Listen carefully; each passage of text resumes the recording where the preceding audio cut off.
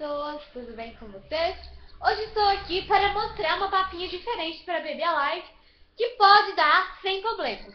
Ok, estou gritando porque tem vezes que vocês não ouvem a gente, então eu tenho que gritar mesmo, tá? Então vamos começar. Vocês vão precisar de um blush líquido da... Deixa eu ver aqui. Que não dá pra ler muito.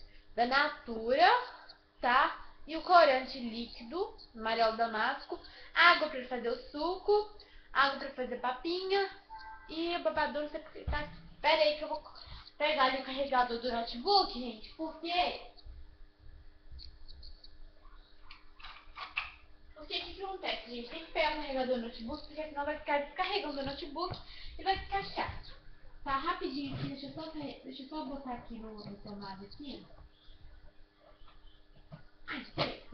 Pronto. Gente, que eu gravo por webcam, tá? Quando chegar no meu tablet, vai ficar mais fácil. Prontinho. Tá, então vamos começar. Aqui tá a cadeira de rodar, só que eu vou fazer papinha e sempre eu faço, né? Deixa eu pegar, então, o blush líquido e vai botar. Isso aqui, tá? De corante de negócio líquido. Blush líquido. Fica muito escuro, tá? Porque blush líquido é muito escuro. A gente mexe, tá? Tá? Papinha de abóbora, tá, gente? Eu não vou precisar desse corante aqui, gente, que eu vou fazer, né, suquinho nesse corante, tá?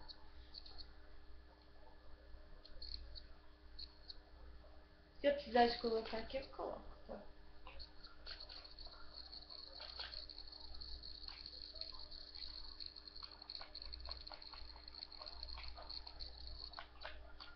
Então, a papinha vai ficar de uma cor, de um tom, aliás, né? Bem cor mesmo de cenoura, tá? Papinha de cenoura com abóbora.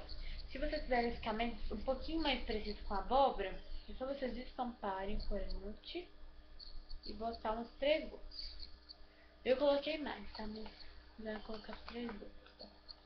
Então, essa é a papinha de abóbora, que deu uma tonalidade bem legal, tá? Não fica cremosa, tá, gente? Tá? Aí, pra fazer o suco, que vai ser de... Deixa eu ver. Vai ser de laranja.